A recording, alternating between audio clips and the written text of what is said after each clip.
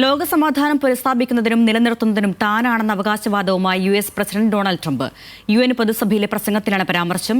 India Pak സംഘർഷം ഉൾപ്പെടെ 7 യുദ്ധങ്ങൾ അവസാനിപ്പിച്ചത് താനാണെന്നും ലോകസമാധാനത്തിനായി പ്രയത്നിച്ചതിൽ തനിക്ക് നൊബേൽ സമ്മാനത്തിന് അർഹതയുണ്ടെന്നും ഡൊണാൾഡ് ട്രംപ് പറഞ്ഞു.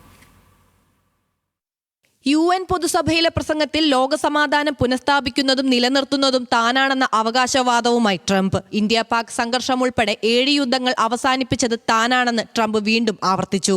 ആഗോള വ്യവസ്ഥയിൽ UNന്റെ പ്രസക്തി നഷ്ടപ്പെട്ടെന്ന് കുറ്റപ്പെടുത്തിയ അമേരിക്കൻ പ്രസിഡന്റ് ലോകസമാധാനത്തിനായി പ്രയത്നിച്ച താൻ നൊബേൽ സമ്മാനം അർഹിക്കുന്നുണ്ടെന്നും പറഞ്ഞു. പലസ്തീന്റെ രാഷ്ട്രപദവി അംഗീകരിക്കാനുള്ള സഖ്യരാജ്യങ്ങളുടെ നീക്കത്തെ ഹമാസിനുള്ള പാരിതോഷികമെന്നാണ് ട്രംപ് വിശേഷിപ്പിച്ചത്.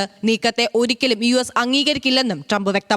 അനുവദിച്ച 15 മിനിറ്റ് സമയവും അതിക്രമിച്ച് 1 മണിക്കൂറിനടുത്ത് സമയമാണ് ട്രംപ് പ്രസംഗിച്ചത്. തുടർച്ചയായി മധ്യസ്ഥത പരാജയപ്പെട്ട് യുക്രൈൻ റഷ്യ യുദ്ധത്തിൽ ഇന്ത്യയും ചൈനയും കുറ്റപ്പെടുത്തുകയാണ് ട്രംപ് ചെയ്തത്. യുക്രൈൻ യുദ്ധത്തിന് പ്രധാനമായും ധനസഹായം നൽകുന്നവർ ഇരു രാജ്യങ്ങളുമാണെന്ന് ട്രംപ് പറഞ്ഞു. റഷ്യക്കെതിരെ ഉപരോധ നടപടികളിലേക്ക് കടക്കാൻ ഇനിയും മടിക്കില്ല എന്ന മുന്നറിയിപ്പ് നൽകി.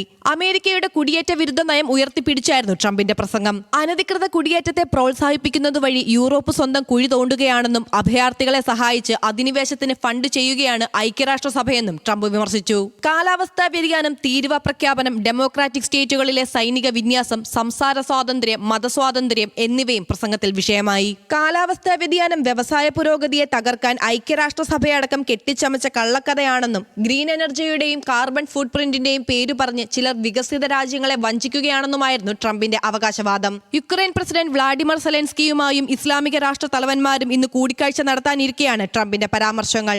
International desk, news Malayalam.